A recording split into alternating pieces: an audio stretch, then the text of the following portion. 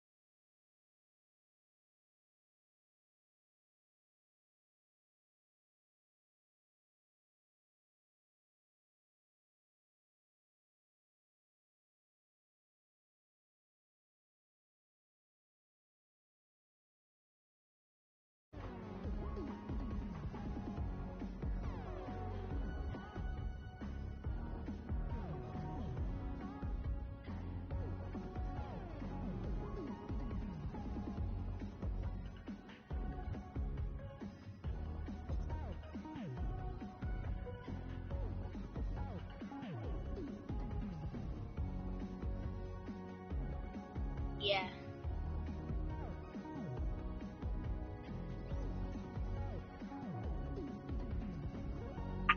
I really wish that Fortnite do not make this so bad. I really wish that they don't look bad. Or it's getting leaked out.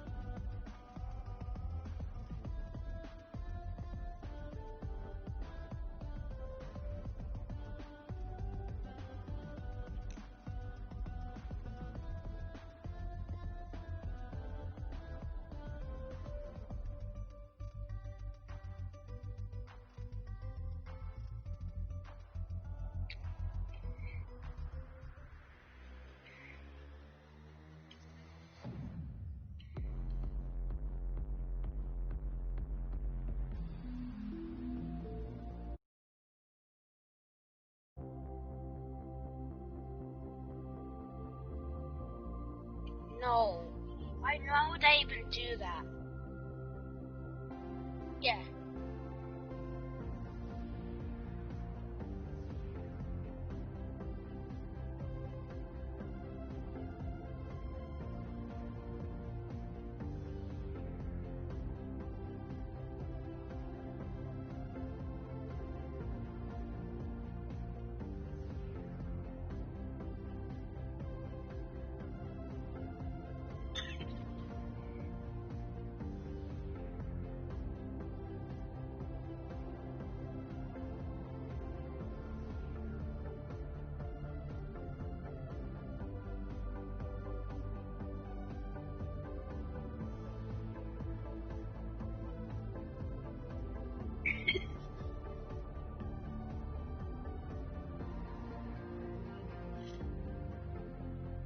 I'm stuck. I can't move. No, look at my space. I can't even move backwards.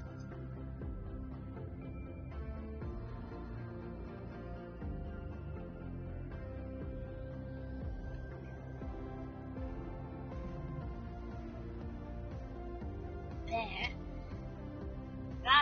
That'll make it even move better.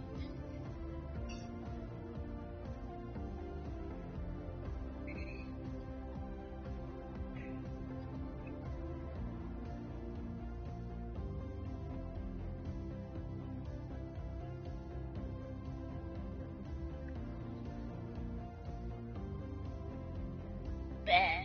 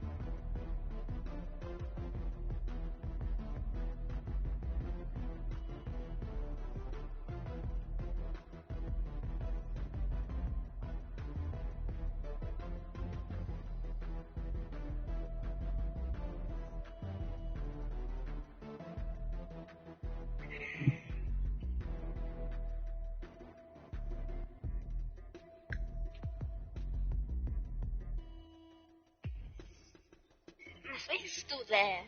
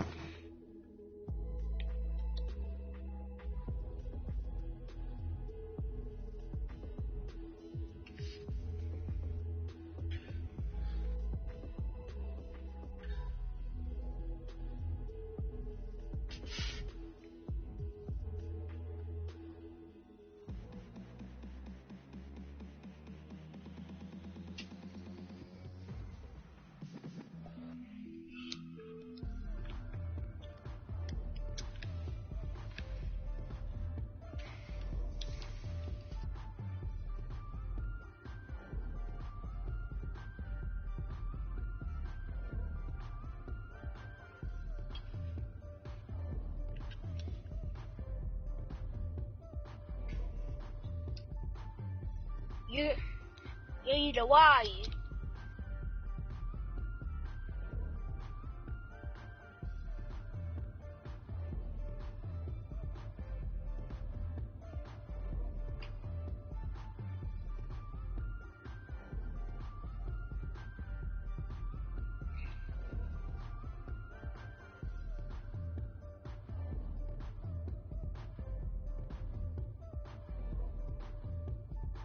I can do this link skin. This black link skin.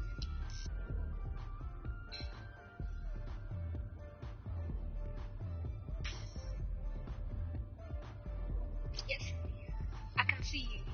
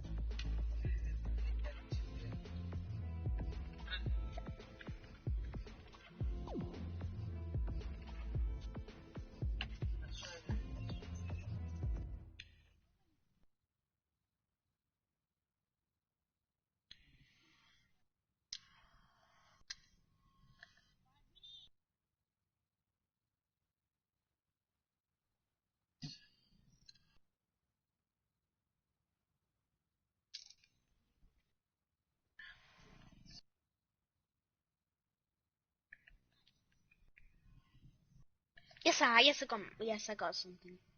I got.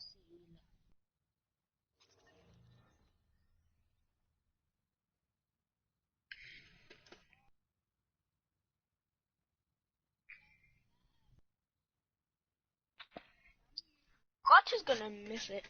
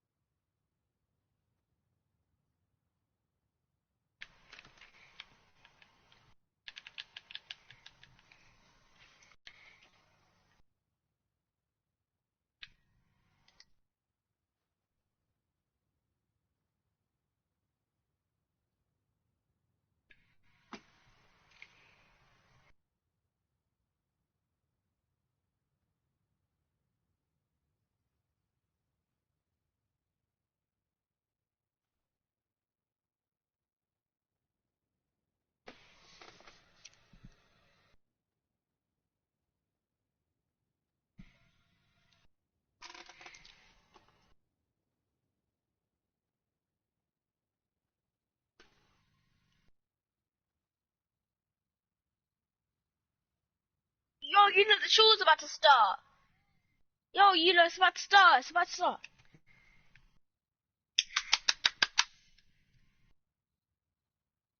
Sad. Okay, look now, look how they running. They beating white people down just to show us what's coming, or to show us we nothing, or to show us we only welcome when singing or balling. Shut up and dribble.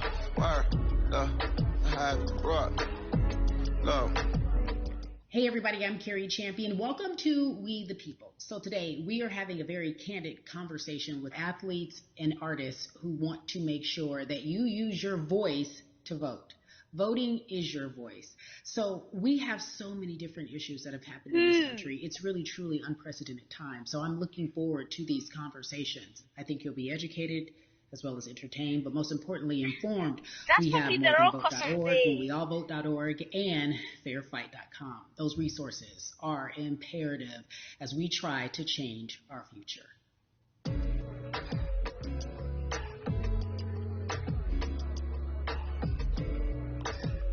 Yeah, la. There's no way that we can talk about hip hop or even the fact that we want to talk about activism, black voter suppression, without bringing in this guy straight from Port Arthur, Texas. So we were talking about Bumby. He is an activist, a scholar, and an all-around gentleman. Thank you so much for spending some time with us. Bun, I don't want to start heavy, but I guess I have to because that's where we are in the world today. It's heavy as hell. And when you think about what needs to happen in this country in terms of change, what's the first thing that you think of? Equality. That's pretty much the first thing that comes to mind, right? Black people need to be seen as equals in this world. You know, we had to fight just to be recognized as a full citizen in this country and not 3/5. The world is now seeing what we've known for so long in the culture and in the community. The one way that we can fight is obviously voting. Talk to me about what voting means to you. I hear people all the time talk about one vote doesn't matter and that voting doesn't make a difference. If that's true, why do they work so hard to suppress the black vote? Because they understand the power of the vote. And so it's time that black people collectively also understand the power of their vote. And not just on a national level, because a lot of times we only have this conversation every 4 years. People need to be very much involved in their local politics. They need to understand who their elected officials are, where they stand on issues that affect you. And you need to use your vote to either support the ones that care about you and your condition, or to elect people who do. A newer initiative that we're dealing with is educating felons, right? So in the state of Texas, if you're a felon, right, if you've been to jail or to prison, but you're no longer on probation or parole, you have the right to register to vote. Another thing that was just brought to my attention, there's an initiative called Orange, which is happening not just in Houston, but all over the country. If you're in jail currently, during pretrial, but you have not been convicted, like you're still in jail waiting for your day in court, you are still eligible to vote. And you said something so key. They work so hard to hope that we stay uninformed, but more importantly, to suppress the black vote.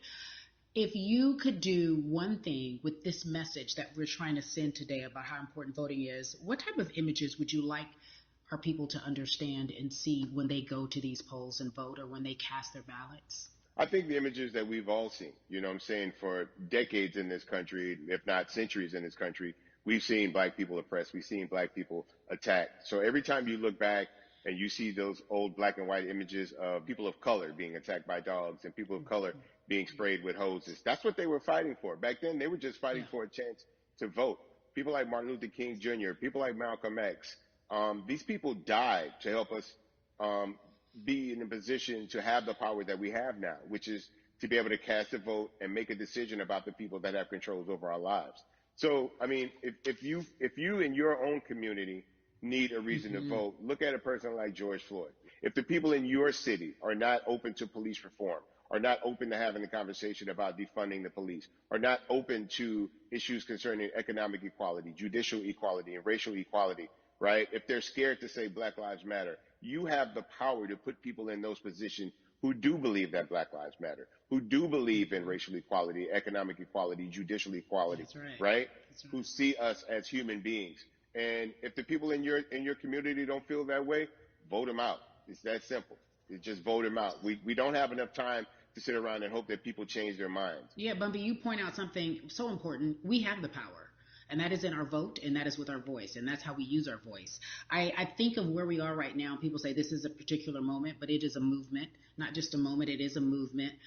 Why, in your opinion, was it George Floyd's death? Why was that the chosen brutality for people to say, oh my God, black people are still oppressed in this country, and it is not fair? I think it's twofold, Carrie. In so many different encounters between people of color and the police, there simply is no proof of what happened in the interaction. And so what happens is in a court of law, it tends to lean towards the policeman's point of view, right? In this case, we saw very clearly what happened. I think the other thing is due to the fact that everyone was at home, basically, during this time period in relation to the coronavirus, you couldn't avoid it.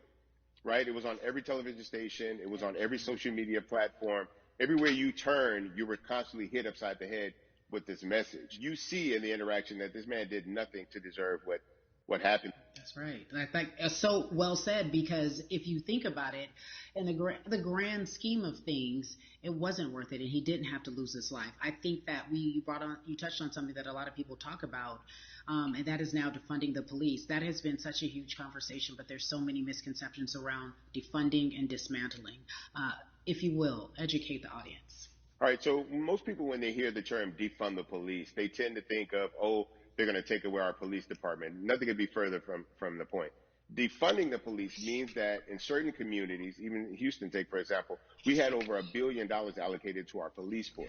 Now, what is that money being used for? Some of that money tends to be allocated towards riot shields, right? Pepper spray, right? That kind of thing.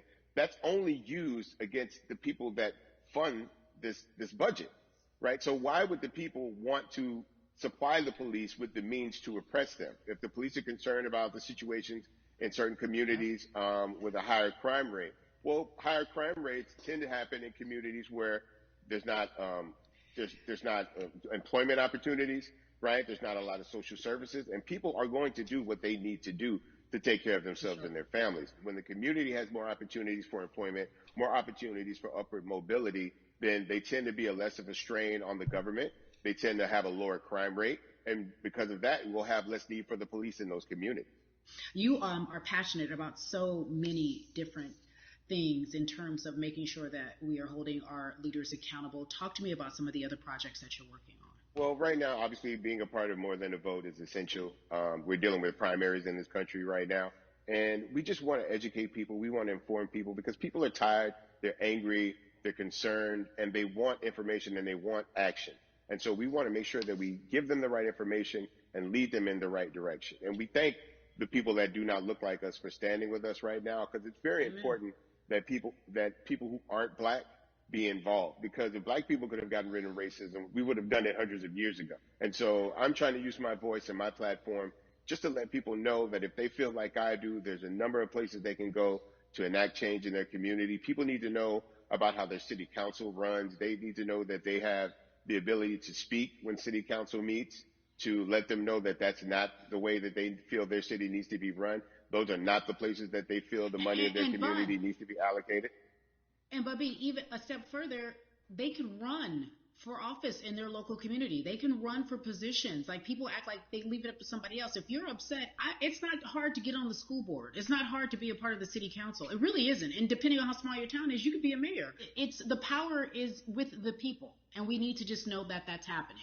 Absolutely. And it's always been with the people. You know, if you look at Trayvon Martin's mother, Sabrina Fulton, right?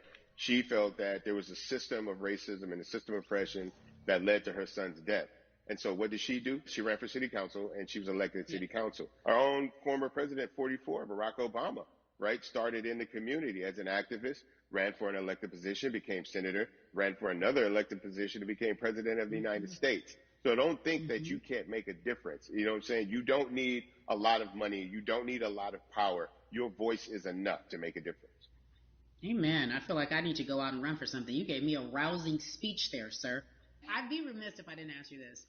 When I talk to my brothers, I have to ask you, as a black man, how are you doing? Are you okay? I'm good. I have a very strong relationship with God, so prayer definitely works for me. I have children and grandchildren who are watching me, who are encouraged by what I do, and they're proud of me right now, you know, and that's really what matters, you know. The change starts at home, so as long as you have a support system that believes in what you're doing and supports you in what you're doing, you have everything you need to go out there and fight the good fight. And for those that don't, there's a community of people here to help you. So you can go to places like morethanavote.org. There are many different places that will encourage you, inform you, and they will put you with groups of people that feel like you, that are ready to take action. So no one has to go about this alone if they want to do it. Yeah, we're stronger together. People have been saying it, but that has much more meaning now that we are in our movement, not just this moment. Bumby, it has been an education, always a pleasure. Thank you so much. I appreciate you. Keep fighting the good fight. Keep up the good fight.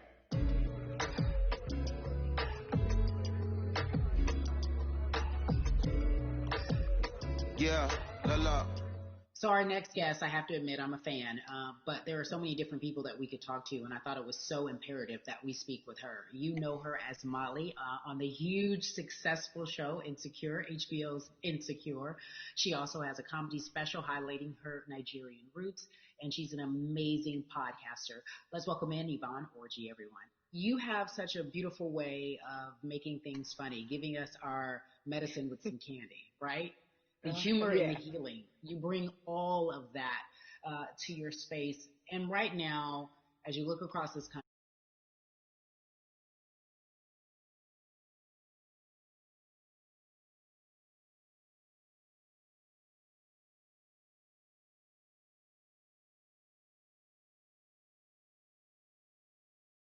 Self in a way that I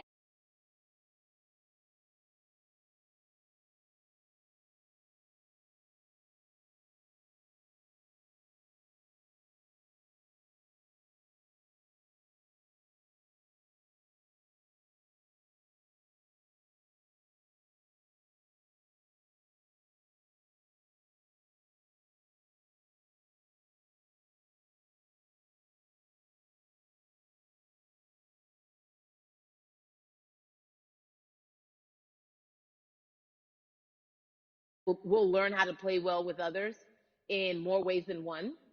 And so personally for me, I'm taking this time to learn me in a new way. I feel like I'm being ushered into a new season and I'm getting still because sometimes the busy confounds the work that we're supposed to actually be doing. We're busy doing other stuff, but we got work that we need to do on the inside. And I'm leaning into it. I'm like, dang, I thought I was gonna be able to rest like everybody else. And God's like, nah, we got work to do. you know what? And I think that's what everybody is saying about 2020. It's demanding that we be better. And you said it's a global timeout. What do you mean by that? Yeah, it's like everyone sit down, be humble, to quote the great prophet Kendrick Lamar. But like, no, seriously, sit down and let's reevaluate some things. Let us unearth and shake up the things that we have been trying to hide within ourselves, within our nation.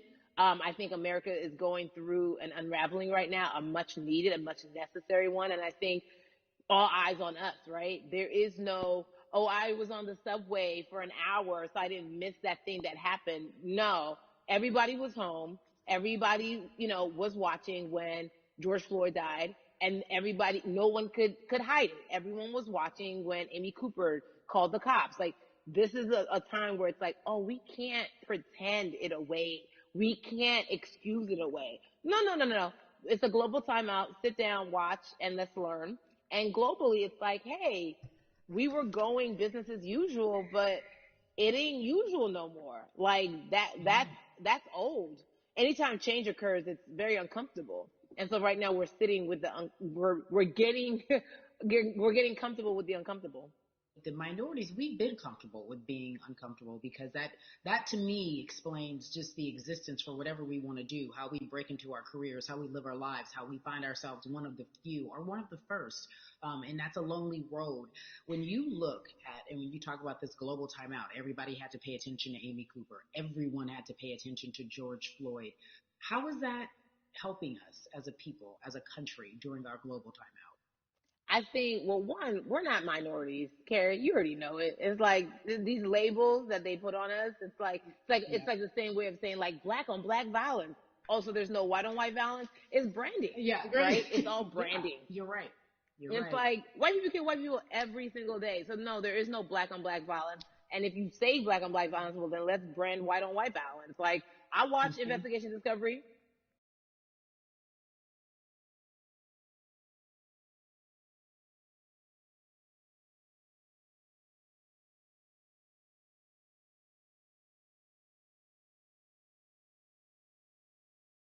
The world was still open, right? In that, okay, you had everyone, from Trayvon Martin to Castillo to Sandra Bland, you had all of these lives lost, and black people made some noise. You know, we rioted, we got.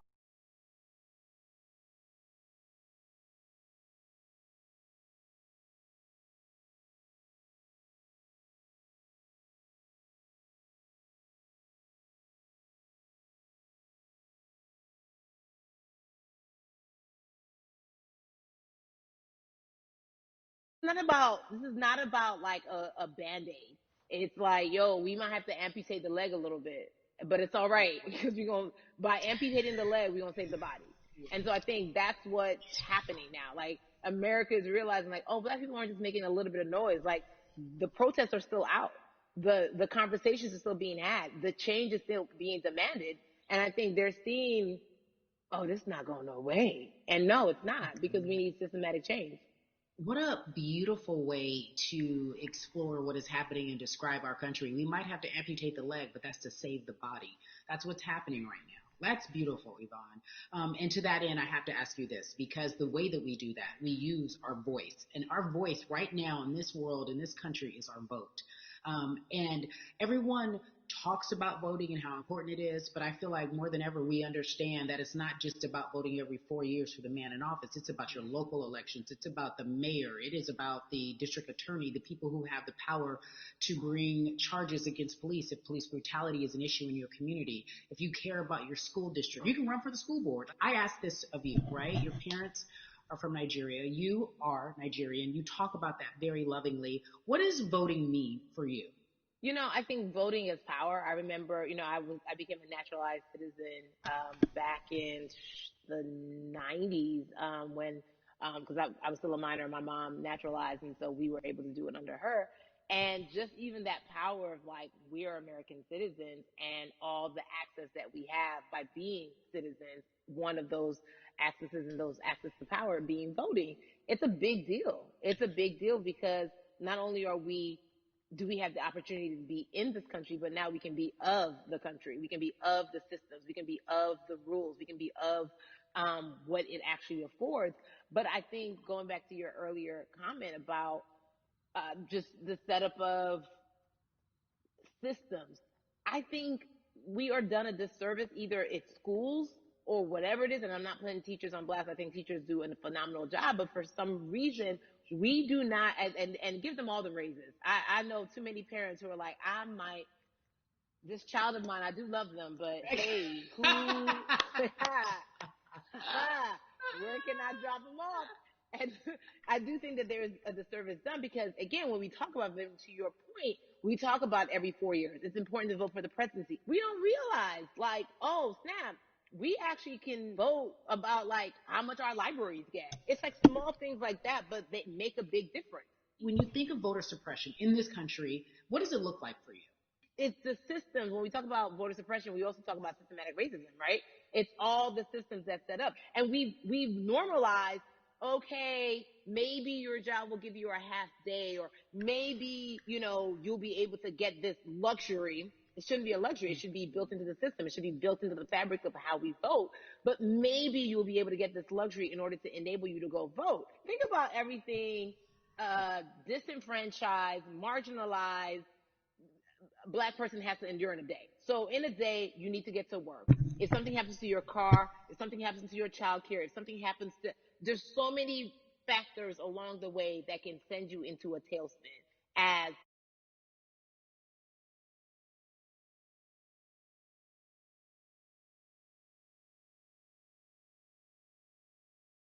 everyday life,